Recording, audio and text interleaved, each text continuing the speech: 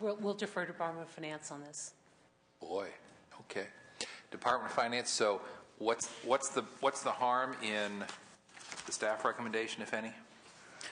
Well, we don't know yet. I mean, currently, as staff pointed out, our estimate of debt service assumes that all the late fees will be used for debt service, but it really depends as to how much we sell in bonds as to how much we're going to pay in debt service, and there's still some unknowns there. And so I think the harm is that to the extent that late fees go unused for debt service, they will just sit there when the general fund could use them under our proposal. And so in 1213, there's no harm in go ahead and loaning them to the general fund to the extent that they exist. They may know, the debt service may end up being using all the late fees, in which case there would be no loan. But the harm is just to leave them in a fund that can't benefit the general fund, and they will just sit there until they're needed at some point in the future. Although in fairness, we're leaving them in the fund where they actually belong as opposed to sending them over to the general fund. Am I misunderstanding the proposal? Well, we're leaving them in the Transportation Debt Service Fund, and the purpose of the Transportation Debt Service Fund is to transfer those funds to the general fund. All right, I see your point. Thank you, Ms. DiGiambattista. Yeah, I think to the extent that the staff recommendation would allow for late fees to be used fully in the 11-12 year to help the general fund, and this you're just talking about 12-13. As staff has recommended, you could wait until next year's budget to make those decisions. We would just recommend that the legislature be clear in its direction to the department that whether or not these funds would be available for projects or not. And I guess I was unsure whether or not staff was proposing trying to make the funding available for projects or to just have it sit in the transportation debt service account. To the extent that it stays in that account, then Caltrans would know to not plan for it for projects, and that you would still have the option of using it in future years, and you don't have to decide right now. All right, let's ask staff to comment one more time in terms of what the goal was here, and then we're going to take witnesses on this issue. Brian Annis, committee staff. The goal is to maintain legislative flexibility for issues that may arise in the future that we don't know about, perhaps loans within transportation funds, perhaps loans to the general fund. We don't know what the 12-13 budget situation will look like. Okay. I thought that was probably the most candid piece of data we've had in the conversation. Good. Members of the public who wish to speak, if you come forward, the microphone right there is available. Mr. Chairman, members, Mark Watts. And Mr. Watts, if you could push that magic button. Sorry. Thank you. Representing a coalition called Transportation California.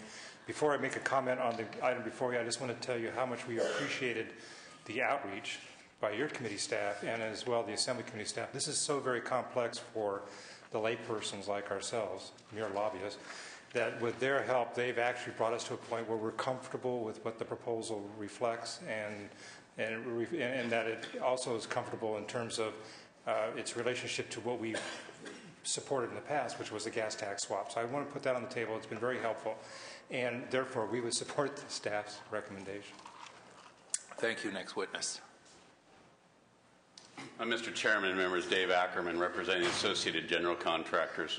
We also advocate in favor of the staff recommendation. There was a communication the department made to the Assembly Budget Committee at the request of Chairman Gordon over there, which asked for cash flow predictions into the future on funding projects. And I think that goes right to your staff's discussion about we don't know what the bond requirements may be in the future, and we'd like those truck weight fees to be available to service those bonds and not pledged in advance for loans when they may be needed otherwise. So we support the staff recommendation. Thank you. Next witness. Thank you, Mr. Chair. Members, Gus Corey here on behalf of the California Transit Association. I'll associate my comments with the previous speakers. Just one quick comment. The weight fees are to reimburse the general fund for transportation-related bond debt service. To the extent that we keep siphoning off weight fees for other purposes that are non-transportation related, we jeopardize going out to market and selling transportation bonds, which for transit, we're becoming solely dependent on transportation bonds to pay for our projects. So we respectfully urge you to support the staff recommendation and conform to the Assembly action. Thank you. Thank you. Next witness, please. Mr. Chair, members, Andrew Antwi on behalf of the Los Angeles County Metropolitan Transportation Authority. Associate myself with the previous speaker's remarks, support the staff recommendation. We'd like to preserve the ability of the legislature to take a look at this proposal and not front-load the authority to divert these funds from their intended purpose. We support the staff recommendation. Thank you. Next witness. Mr. Chairman, members of the committee, Deanne Baker, representing the California State Association of Counties. We share the views previously expressed. Thank you. Thank you. Keith Dunn on behalf of Self-Help Counties, support staff recommendation. Thanks. Thank you. Any other witnesses? All right, if not, we're back before the committee. Senator Lowenthal, Chair would entertain a motion to support the staff recommendation as contained on page 22. Thank you. I support the staff recommendation. Motion by Lowenthal. Call the roll. Senator Simonian? Aye. Senator Fuller? Aye. Senator Lowenthal? Aye. Passes 3-0. Thank you all very much. Let's go back and pick up the items that we've not yet taken action on. I'm going to ask the staff to call out the page number. Sure. There are 5 vote-only issues on page 17, page 18, and page 19.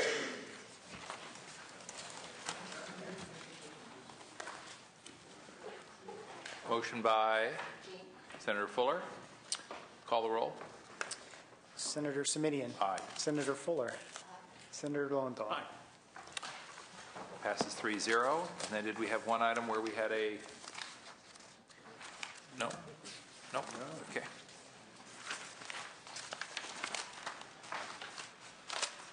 All right, then. That takes us to Caltrans 1B, page 23 of the published agenda. And why don't we ask Caltrans to outline the changes requested by way of the May revision and the staff recommendations on page 24. Welcome. Norma Ortega with Caltrans.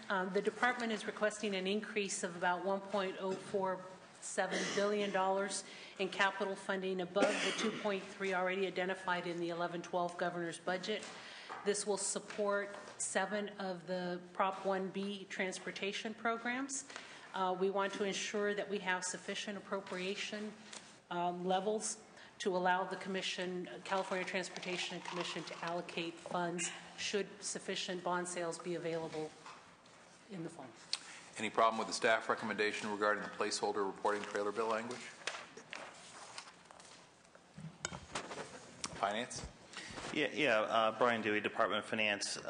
While we generally are okay with the concept of additional reporting, we have after this whole process got turned on its head after the 2008 PMIB freeze. We have routinely reported on the results of the bond sales, the allocations of the bond sales, and our plans going forward, including our assumptions for the subsequent bond periods. I believe this additional reporting requirements would be unnecessary, but we'd be willing to work with staff as long as the requirements aren't onerous, necessarily require additional staff time, and the information required is something that we can achieve in working with departments. Boy, was that unenthusiastic. I don't mind onerous requirements. Anything else from the Department of Finance? Are there any members of the public who wish to speak? The chair is supportive of the staff recommendation. Yes, please. Mr. Chairman, members, Joshua Wishaw, California Transit Association, wanted to thank the governor for proposing a fall bond sale. The lack of a spring sale put a lot of transit projects, as well as all the other projects of all the other folks behind me that just spoke on the previous item, behind. So we encourage that. Would urge you to lend your voice to asking for a fall sale. On this issue of the budget bill language or the trailer bill language that's proposed, to the extent it gets to how the decisions are made as between bonds and within bonds, as between programs, we support that, notwithstanding finance's answer. We're just not quite sure how different allocations are ultimately made, particularly in transit world, when there are proceeds from bond sales. We testified in a prior committee meeting that last fall, $1.1 billion in Prop 1B proceeds were generated. Of that, $78 million went to transit projects, compared to about the $1 billion of need that we understand from the Department of Transportation is out there. So we look forward to learning more about how the allocation decisions are made and support that language. Thank you. Thank you. Next witness. Mr. Chairman, Mark Watts again for Transportation California. The construction industry is very grateful for the proposal for a bond sale, and we support the staff recommendation. Thank you very much. Next witness. Mr. Chair, members, Gus Cordy here on behalf of the San Mateo City and County Association of Governments. I want to echo the comments made by Mr. Shaw and Mr. Watts. Also want to thank Finance and Caltrans for their help. They've been extremely helpful throughout this process of trying to figure out cash flow needs, and would ask you to support the staff recommendation. Thank you. Thank you. Next witness. LA Metro supports the staff recommendation. Thank you. Any further comment? Members of the committee, LAO? The chair would entertain a motion to approve the staff recommendation as contained on page 24. So moved. Motion by Lowenthal. Call the roll. Senator Simitian. Aye. Senator Fuller. Senator Lowenthal. Aye. 3-0. Measure passes. Thank you very much.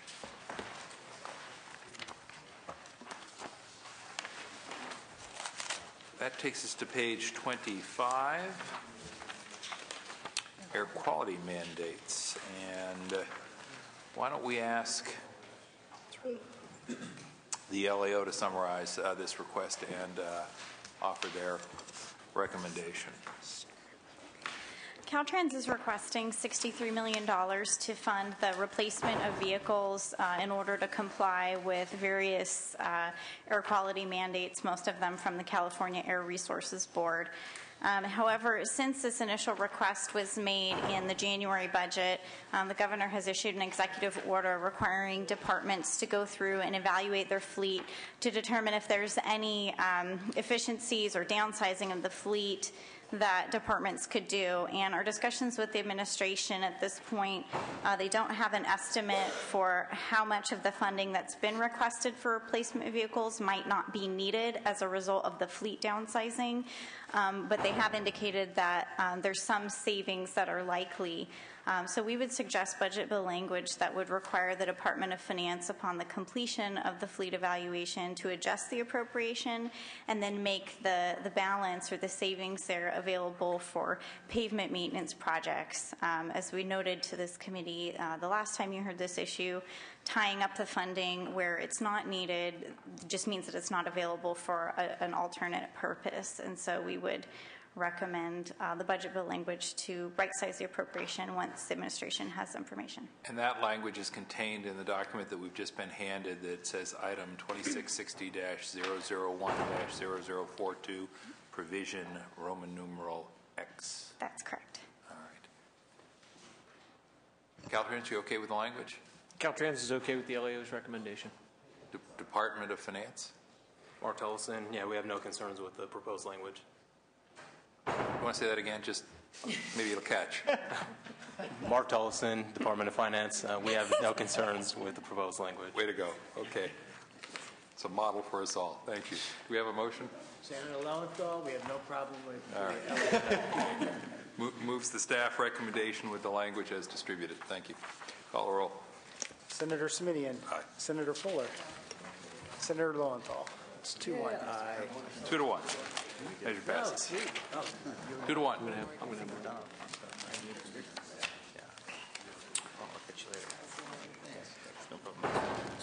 Thank you. Well, just when you thought it was safe to come back to the committee, item number 9, project initiation documents, PIDs. Could we ask the LAO to outline the issues for consideration in this request, please? Yes, sir. Eric Johnson with the Legislative Analyst Office. In January, the governor's proposal included a zero-based budget of 260 positions for the development of these project initiation documents, 74 of which were scheduled to be paid for through reimbursements. In April, at the April 28th hearing, this subcommittee rejected the reimbursement funding, adopted the 260 positions all as SHA-funded positions. The May revised proposal came out on May 16th, and it includes a request for to reduce the reimbursed positions, 74 positions, and proposed trailer bill language that doesn't fund these positions with reimbursements, until a cooperative agreement has been signed with a local agency, and alternatively to increase based on new workload estimates 78 positions of state highway account funded positions to do works on state funded projects. The staff recommendation is to approve the governor's revised workload number for highway rehabilitation. This is the SHOP PIDs, just in case we don't have enough jargon today, and approve an augmentation of 78 positions and $8.6 million, to reject the proposed trailer bill language and other changes that are in conflict with the subcommittee's April 28th action, and to approve 2 positions for the High-Speed Rail Authority workload reimbursed from Prop 1A bond funds, and to indicate that if it's in conflict with final action in the High-Speed Rail Authority's budget, that action in the High-Speed Rail Authority budget would be controlling. Any problems with any of that? Yes, our office would go along with the staff recommendation to reject the proposed trailer bill language, as we believe this just adds inefficiencies to the system. It's hard to imagine how the department would be able to add reimbursement positions quickly enough to be reactive to the needs as cooperative agreements are signed. We are still in favor of reimbursements for these positions, as we believe it properly aligns incentives. However, we would recommend rejecting the governor's proposal, the revised workload number of the 78 positions, because we believe this is based on overly optimistic funding assumptions.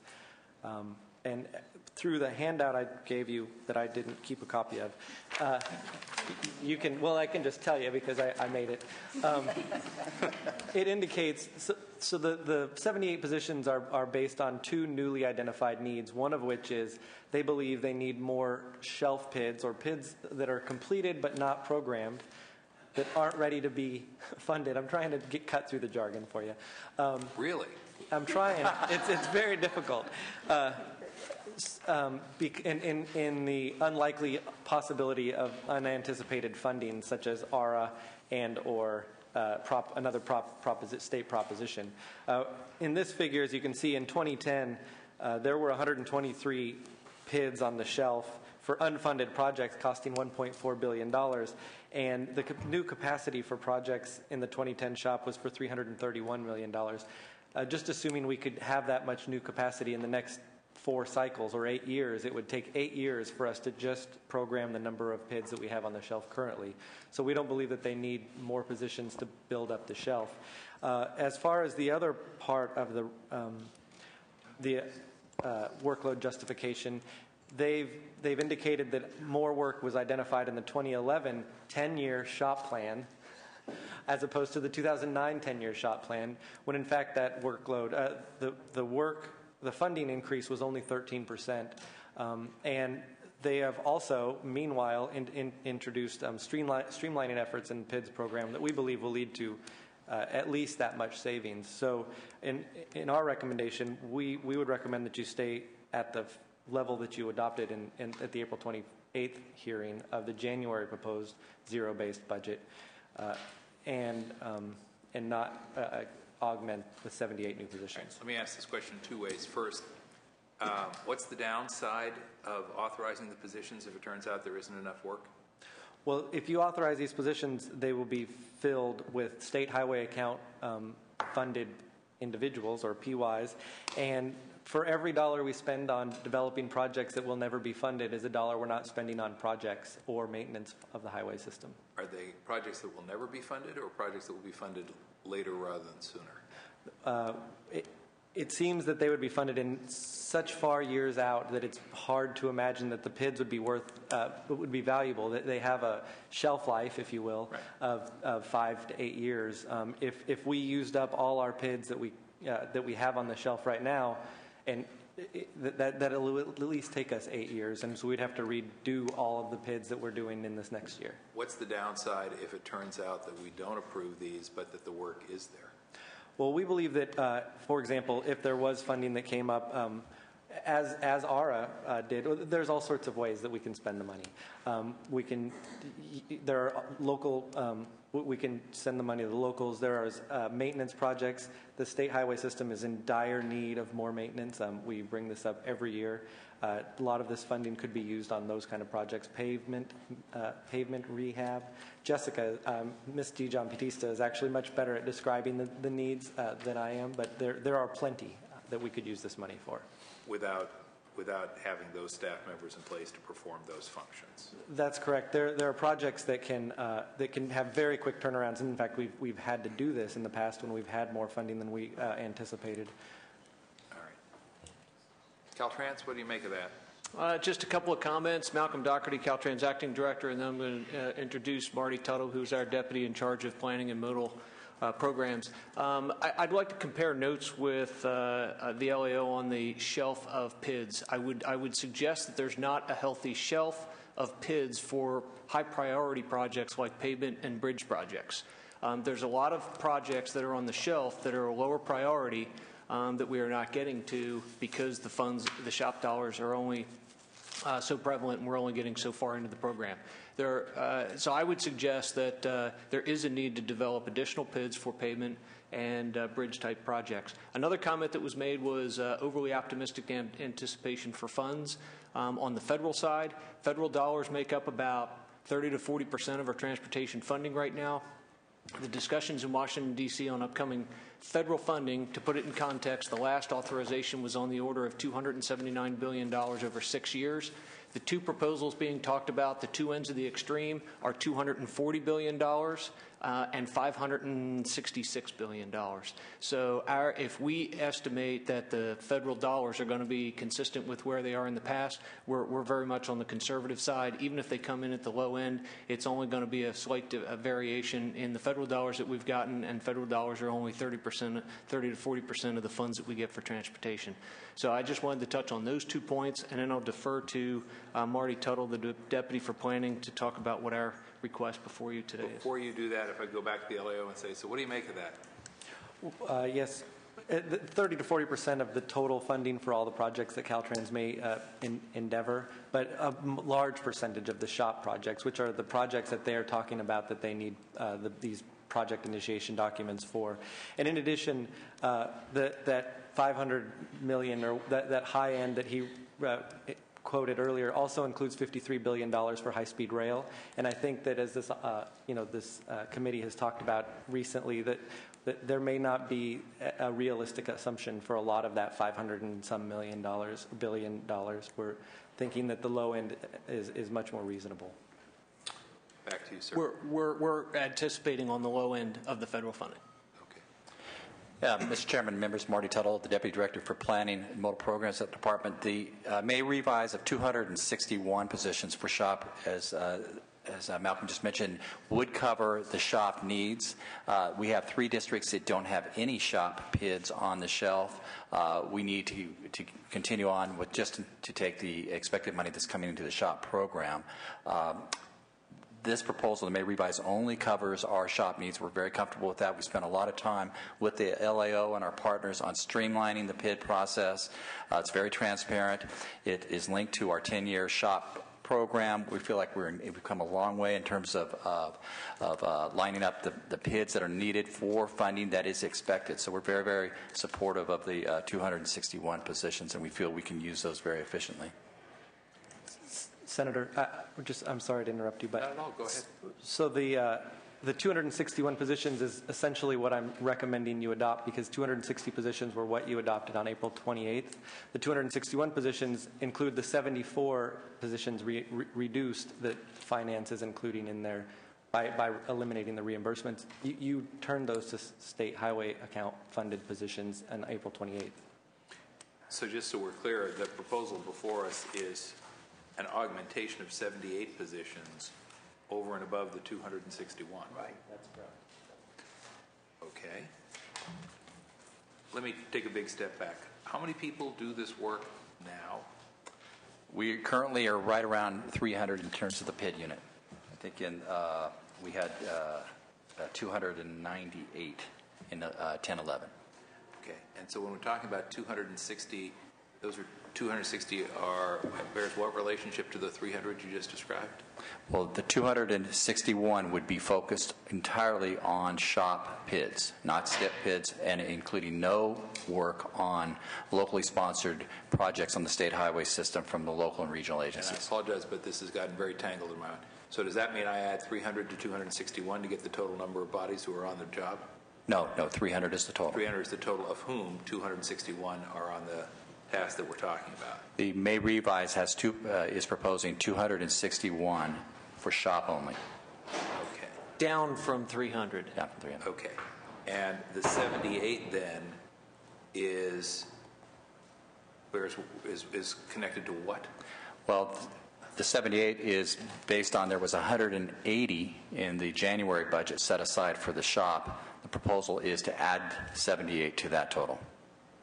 All right. So we had 100 and some odd in January. Now you're talking about adding 78. If you add the 78, then that gets you to the 261 that you want to be working on these shop pits. Have I got that right now, Finley? Okay. And to transportation, and what bad thing happens if we don't approve these positions and the funding for them? We would not be able to take advantage of that federal funding for our safety operational projects. If and when it's forthcoming. Right. And if it's not forthcoming, you've spent money for documents that probably don't really have value. Is that the issue? Well, Chairman, members, that we have prioritized them as the highest priority PID projects for SHOP. These are key safety projects. We would hope to fund those in some way. So the policy question in terms of spending is, how aggressive do you want to be about the expectation of federal funding and therefore prepping to be ready, willing, and able to receive it and use it, while not being so aggressive that you're clearly wasting money on work product that you're never going to be able to use? Is that taking all these details, is that really the question we're struggling with here? I think so, Mr. Chairman. And as the acting director mentioned, this is a conservative approach that we feel the 261 is linked to about $1.7 billion in SHOP funding. So it's a rough estimate of what we expect. Okay. Anybody else have anything on this item? Public testimony, please come forward. Keith Dunn on behalf of South Hope County to support the staff recommendation. We have been working with the department to streamline this process. I believe July 1 we have a new PID process coming forward and online that's going to demonstrate the time savings from a local perspective working with the department. So we've been pleased with that and would support the staff recommendation. Thank you. Thank you. Next witness. Mr. Chair and members, Pat Moran with Aaron Reed and Associates representing the professional engineers in California government. We support the staff recommendation. This is a Caltrans function. We think it should remain with Caltrans. Thank you. Thank you.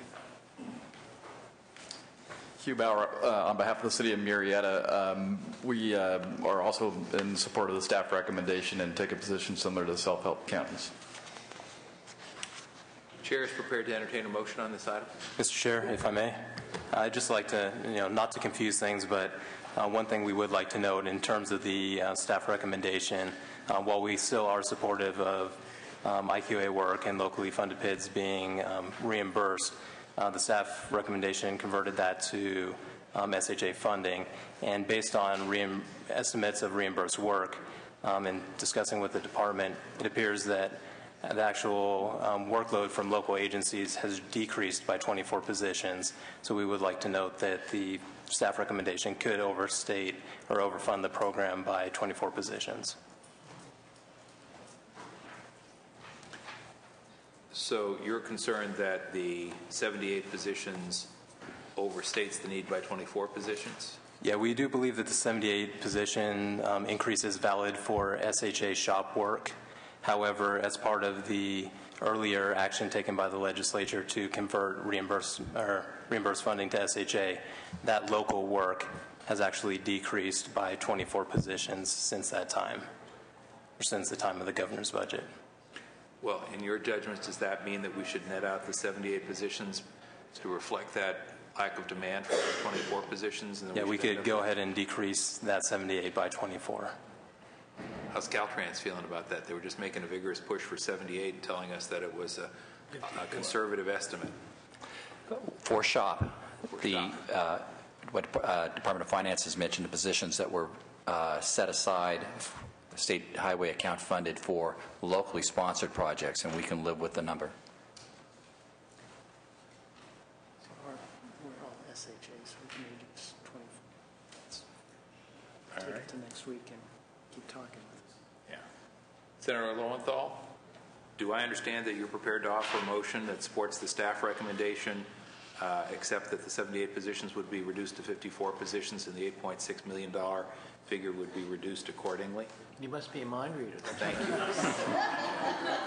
I learned that from the LAO. It's a skill that I and if we were to approve that motion, then I think, frankly, we can and should have a little more conversation between now and the time the full budget committee meets to sort some of this out. But in terms of the increase in one area and the decrease in the other, and making sure that we've got the positions allocated to the right workload, it seems like we want to make sure we have that done right. We have a motion by Senator Lowenthal. Call the roll, please. Senator Simitian? Aye. Senator Fuller? Senator Lowenthal? Aye. 2-0. That measure passes. That takes us to item number 10, capital outlay support workload, page 29.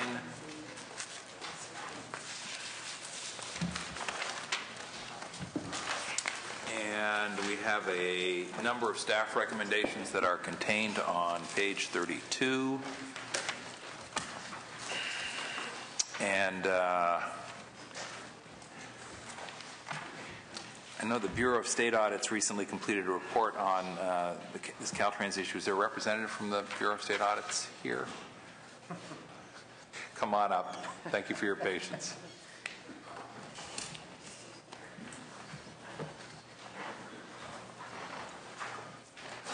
And we have room for two? Good. Thank you. Good afternoon. Welcome.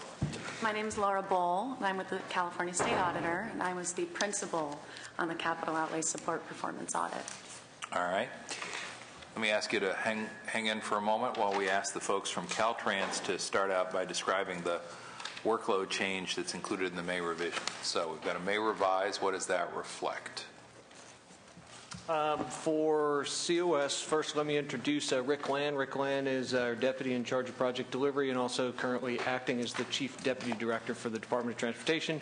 The request is a net increase of 122 full-time equivalents, FTEs, and $60.4 million in the capital outlay support program for project delivery workload directly tied to the delivery of program projects for the adopted STIP, State Transportation Improvement Program, and SHOP, State Highway Operation Protection Program, and the approved Prop 1B bond projects. All right. And does your colleague want to add to that at this point? No? Not right now. All right. Well, then let's go to the Bureau of State Audits and ask what guidance the audit might provide in terms of evaluating the budget request. Well, at a high level, I think it's important that you take into consideration what our report's conclusions were. Can you pull the microphone a little bit closer? Yes, I'm sorry. No, you're just like this? Just pull it forward. It won't break. Okay. Essentially, our audit concludes that Caltrans has poorly monitored support costs, that projects' support costs actually exceeded their budgets frequently, and that the data that we reviewed in its data systems contained inaccurate support cost data. Really, the bottom line here is that Caltrans has not historically made it a priority to track support costs and budgets. We made numerous recommendations in our report to address the issues that we identified, including better reporting to the legislature and greater reporting to the agency. Essentially, until Caltrans fully implements our recommendations and continues to take on some of the initiatives that they've recently undertaken related to holding project managers accountable to support costs and budgets, I think a meaningful analysis of its staffing levels cannot be conducted at this time. Well, then we could just adjourn and go home. That would be. All right. Caltrans, what do you think of that? Let me start off from a high level. As the Bureau of State Audits did, I'd like to express my appreciation to the Bureau of State Audits. I thought that they came in and in earnest wanted to understand clearly the complexities of programming transportation projects and managing transportation projects.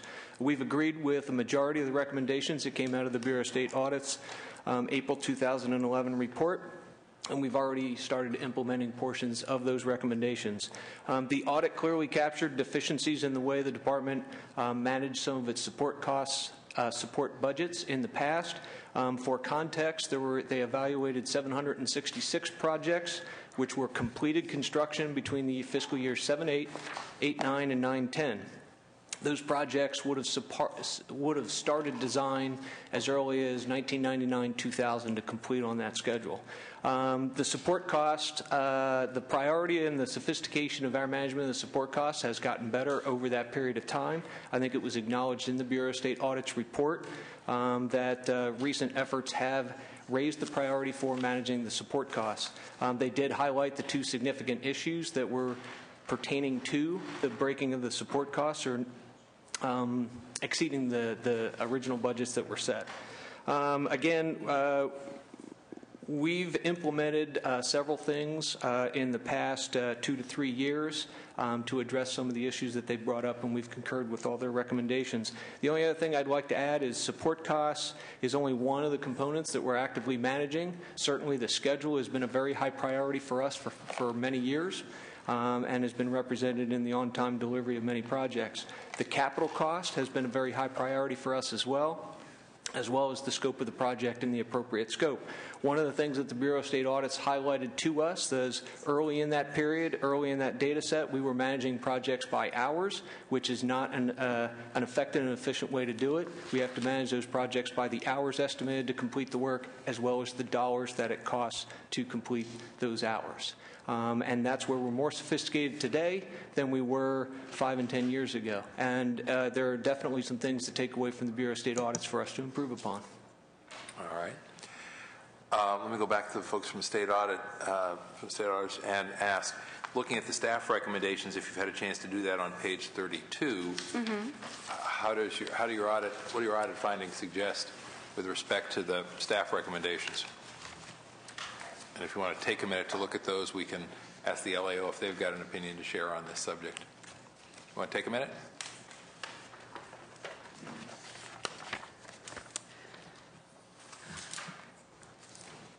And if that's not your department, it's okay to say that's not your department.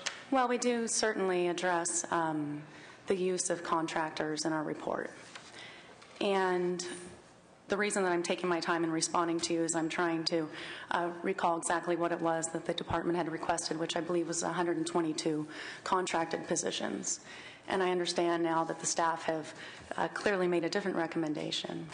One of the things that we do recommend is that when there is an increase in temporary funding, that the legislature consider appropriating funding for contractors. The concern here is that if Caltrans were to hire permanent employees, that they may be hiring employees that goes beyond their current needs. We also recommended that an independent analysis be conducted of the cost benefits of hiring contractors versus hiring permanent employees when there is a temporary increase in workload. All right. On this point, the staff recommendation is for 61 positions and 61 units of overtime. Is 61 units of overtime 61 full-time equivalents? Is that what we're talking about in overtime? It would be full-time equivalents, yes. It would, one FTE of overtime would be in lieu of one staff member or one PYE for contracting out. The 61 positions, are these people who are going to be furloughed? Is everybody on a furlough still? Furloughs are over. We're on a personal leave program, which is in effect 1 leave day. They earn a month in lieu of 5% pay. But the furloughs are... Okay, so we don't call it a furlough, but we tell you that in a month you're taking a day off whether you want to or not, and you're not getting paid for it. Is that what it is? And they don't have to. They have to use it by a certain date, all the hours they accumulated, but they don't have to take it off each month. Okay. But yes. Okay. So And what do we pay people for overtime? Yes, that's the issue. Overtime actually costs less than a regular hour of time because we do pay time and a half, but the benefits are all included in the regular time. The overtime rate is not a loaded rate. And actually, that's in the staff recommendation. That's why some of the savings they anticipated would be achieved that way. Well, if we pay time and a half, you learn something new every day. It's such a great committee. If we pay time and a half, but it's cheaper to hire somebody on overtime than it is to have somebody in a position. Is that what I heard you say? It's cheaper to have an existing employee work overtime than to hire another employee. And well, that would suggest that another employee has benefits that are 50% of their salary. Is that accurate? And when I make this comparison, I'm talking about an hourly wage, and there's a lot of other factors that would go into whether or not the work is appropriately addressed by overtime or appropriately addressed by in-house staff. But if I have an employee paying, that's the overall cost of having an employee work overtime, I've already armed that individual with the tools that they need. I've already paid for their medical expenses. I've already paid for the facility. And that's the difference in additional staff.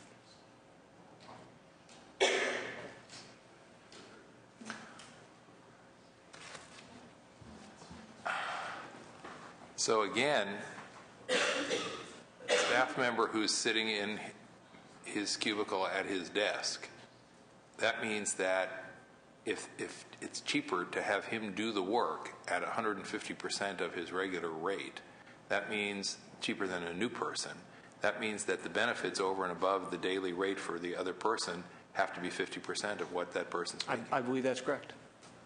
And how does that compare to the cost of contracting? The numbers that we use in our finance letter are based on past costs of A&E, as well as looking forward and anticipating as best we can what an A&E resource will cost. There's as was mentioned before, there's a lot of different studies out there about how much a PYE and a PY cost, but the most recent numbers on a consultant PYE were $240,000 in that neighborhood. Let me ask the question a different way. Is it cheaper to contract out for the service? Or is it cheaper to do it with overtime? Is it cheaper to contract it out or cheaper to do it on overtime? That's a difficult question because it depends on the scope of work. There's advantages to the flexibility of resources, et cetera, et cetera, et cetera. It's kind of the key question here, so let me try it again. Is it cheaper to do it with contracting out, or is it cheaper to do it? I understand there may be other benefits. I mean, there may be other benefits with respect to having somebody who is familiar with the organization, somebody who's in the building as opposed to outside the building, somebody who already has developed relationships. But there is a question here, which is, if I've got, I'm going to call it a bunch of work, and I got a bunch of work that needs to be done that we can't cover with existing staff, would it be cheaper to get the bunch of work done by contracting it out at whatever the prevailing market rate is, or would it be cheaper to do it with existing staff by paying them time and a half under the overtime rule? I'll try to answer it this way and hope you don't throw the question back at me again. With the current workload that we have in front of us, we've put a request forward for the most effective way to get all of that work done by asking for additional FTEs. And all our work will be accomplished with a combination of in-house staff, consultants, and overtime. And the mix that we put forward as a request is what we think is the most efficient way to get that workload done, which for us is 122 full-time equivalents. Now, when we get that work done, will that hourly wage be the cheapest? Maybe, maybe not. But in a year from now, when I don't have the same workload that I have today, I won't have those resources on board. And that's what we've taken into consideration along with other factors when we put this request forward. Does the state auditor's office want to comment on any of that? Well, what I would like to say is that I don't think that there is a clear answer right now. The most recent study that was done in terms of how much contractors cost was in 2007. Between fiscal years 05-06 and 08-09, Caltrans engineers' salaries increased by 40%. There has not yet been another cost-benefit analysis conducted to determine whether contracting out is less expensive or more. than hiring permanent employees and using them in their overtime capacity. All right. Anything from the LAO? Yeah, we reviewed the department's request, and we want to first of all note that the legislature did require Caltrans to provide substantially more data to support its budget request this year than has been required in the past. We want to acknowledge that Caltrans provided the information that was required. It came in a timely fashion, and the department was willing to talk with staff and walk us through the information that was provided. We see that as a very significant step forward in terms of accountability and transparency for the budget of this program. However, in light of some of the findings from the BSA audit, as well as the department has acknowledged itself that there's some serious concerns about the quality of the data that they provided to support their budget request, which is the same data that they based the budget request on in the first place. Given these concerns about the quality of the data, we would have to agree with the auditor that you really don't have the information at this point to assess whether or not the level of staffing they're requesting is reasonable. Nonetheless, you're in the difficult position of needing to approve some resources for this program for 11-12. We know they need some people, but the level is unclear. And so we would recommend that you go ahead and approve the level of resources that is being requested in the budget. It's roughly the same as the level in the current year. However, because a lot of their workload is one-time in nature and the department does have a projected declining workload, we would agree with the administration's approach of doing a higher level of contracting out. But I think we would think that it probably doesn't even go far enough, and we would actually recommend that you consider going up to 20% in contracting out in order to provide Caltrans with the flexibility as it goes through, as it's implementing the auditor's recommendations, as it's looking at its data and figuring out, what to a greater level of detail what's going on in the program, that they would have the flexibility to manage the resources downward. Their workload projection for the next 5 years shows a modest decline in workload, similar to the issue on the project initiation documents. We think that this is based on some overly optimistic assumptions about the future of federal funding. And so we would expect that it's likely that their workload is going to decline even more rapidly.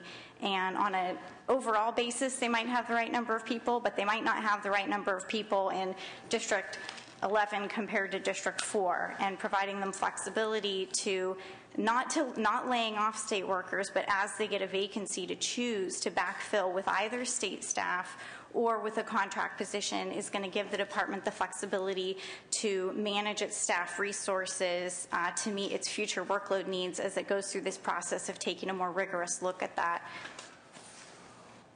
Except that, as I review my highlights here on page 29, it does say that while state staff is less expensive than contract staff, a contingent of contract staff has been seen. So I'm looking at page 29, and I'm seeing that there is an estimate for the cost of state staff overtime, which is less, and the cost of contract staff, which is more, which goes to the point. The point that you all are making, however, is that would be useful information if we could rely on it being accurate, but that for a variety of reasons we may not be able to rely on it being accurate.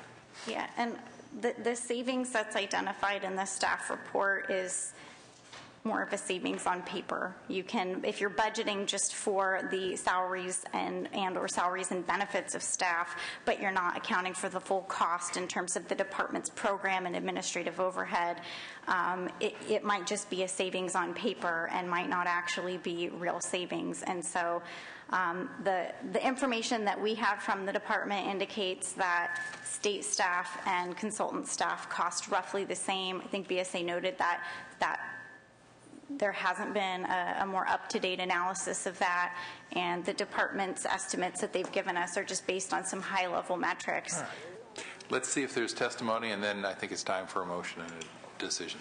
Testimony on this issue? Please come up quickly. Pat Moran with Aaron Reed and Associates, representing the professional engineers in California government. We support the staff recommendation. We think it's a balanced approach. It gives Caltrans, it maintains a 90-10 ratio of contract to full-time equivalents. It gives them the ability to meet their staffing and project management needs, and we fully support it and encourage, and I vote. Thank you. Thank you. Next witness. Mr. Chair and members, Mark Smith on behalf of the American Council of Engineering Companies of California. We support the LAO recommendation. We have brought this issue to the committee multiple times in previous years.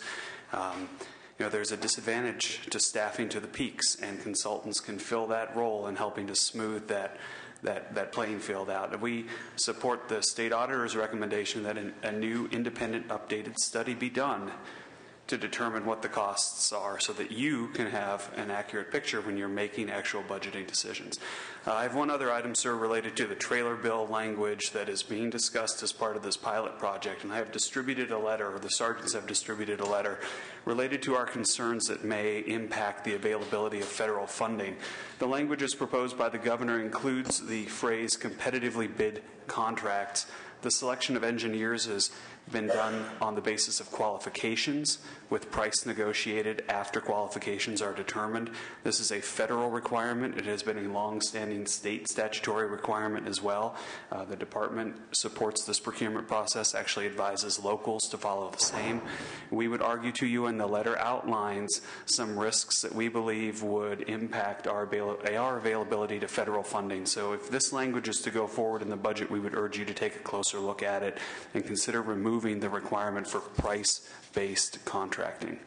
So you would support the staff recommendation in the third bullet that says, but reject trailer bill language that is not necessary?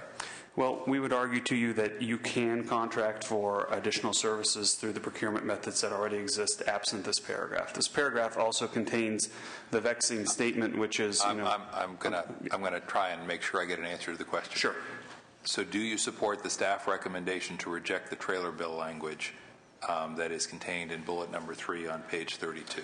It would be, I don't know what the entirety of that staff recommendation is, but if the recommendation is to not include the trailer bill language, yes, we would support that. I believe that is the staff recommendation. Great. Thank you. Thank you. Next witness. Welcome. Noel Maddock with CH2M Hill, and I'll go ahead and associate myself with the comments made by Mark Smith. The most concerning is the conflict with the federal government. Okay. So thank you. Thank you very much. Let me go back to the state art. Is it Ms. Bull? Yes. There was reference to a recommendation you had made for essentially a new analysis. Did I get that right? Yeah, I think you're referring to the trailer bill language. Is that correct? One of the witnesses made reference to a new study. I believe the cost-benefit analysis. Yes. What is forgive me. What is the status of that? It has yet to be commissioned. And how would it get commissioned? It would have to be undertaken by the Caltrans itself. The recommendation was not to the legislature, it was to Caltrans itself to commission an independent study. Caltrans, what's the status of the independent study suggestion? It's a recommendation. We're willing to talk about the details of that recommendation. We would want to make sure that we didn't just do a plain study of the different costs, but also the full advantages and when it would be most appropriate to go which route of all the different resources. And we would be comfortable in moving forward with that. What's the cost of such a study? Who does the study? We would commission the study, and I don't have a cost estimate of it. It's a recommendation that came out of the BSA audit. We would have to do some legwork to determine the cost. Ballpark? Somebody? Anybody? Do not know. $5, $500, $5,000, $50,000, $500,000. Give me. Mr. Chairman, you're getting close. I don't have an estimate of what the study would cost. I just want to note to the committee, though, that Caltrans has money in its baseline budget for doing this type of research and study, and so the legislature wouldn't necessarily need to augment funding. This is something Caltrans should already have money for. Got a witness who's about to come back. You want to throw a number into the mix? Okay. Well, Caltrans, let me ask a question. Why wouldn't I, if I wanted to support the staff recommendation and if we had a motion to that effect, why wouldn't I make all that contingent on your commissioning the study using existing funds? We're sitting here making decisions about a pretty big chunk of dough and a pretty significant part of your operation with what everybody seems to agree is sketchy information or information that may no longer be timely or accurate. So so in order to avoid that next year, might this not be the time to go ahead and get you to commit to doing the study rather than simply indicating a significant interest there? If you made that recommendation, we would proceed accordingly, and we wouldn't have a problem doing so. Senator Fuller? I really like the idea that we should go forward with the study. I'm wondering if we might have a separate motion or include a motion that includes the LAO's option to move to 20% for contracting out. And if so, then I think I can get on board. But if not, then it's okay. I know you're going to go ahead anyway. All right. Senator Lowenthal would support it. I'm comfortable staying at the 10%, but I do want to see the study in the mix. So if we can get a motion to support the staff recommendation and to require as a condition of adopting the positions and the units of overtime, a study done by when? What's a realistic time? The study doesn't need to take very long, just a few months. Okay. Ms. Giambattista? Sorry to complicate things, Mr. Chair. No. We want to point out that the study of the cost of a Caltrans staff compared to the cost of a consultant is not going to necessarily answer all the questions about what their budget level should be.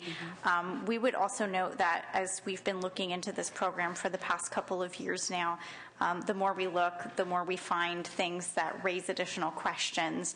And if you get a one-for-one cost comparison for a consultant versus a Caltrans engineer, you'd want to make sure that that also takes into account efficiencies and, how many private engineers compared to Caltrans engineers would need to be done to do a particular task or would be used to do a particular task. And so there's efficiencies and other things that could complicate this.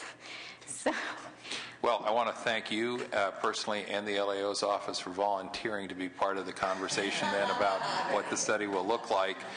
And on a more serious note, we will, in the motion, not only make the positions contingent on the study and say that we need to see the study by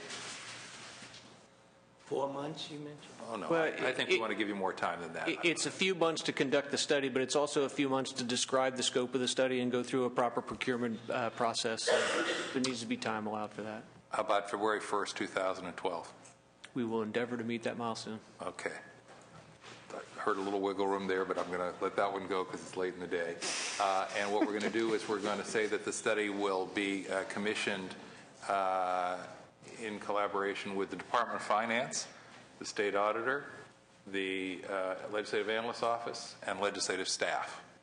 And ultimately it stays with Caltrans, but we want you to talk to all these folks about what might be in it so that when you come back and you rely on it next year, everybody at the table says, well, we think it's good product and that you can rely on it, whatever judgment you might want to make on a policy basis. Okay? If you do a good job, we'll do a business plan for high-speed rail. There you go. Is that a motion, Senator Lowenthal? So moved. All right. I have a motion by Lowenthal, and we're going to call the roll. Senator Simitian. Aye. Senator Fuller. No, but I do want to say thank you for the study. Okay. And Senator Lowenthal. Aye. All right. Passes 2-0, I believe, or 2-1. That was 2-1? Okay. Is that it? 2-1. Thank you. Passes 2-1. Thank you all very much. I know it's been a long day. Thank you. I believe that completes the business. I think that completes the business. Thank you all. Oh, thank you. It has been a long day.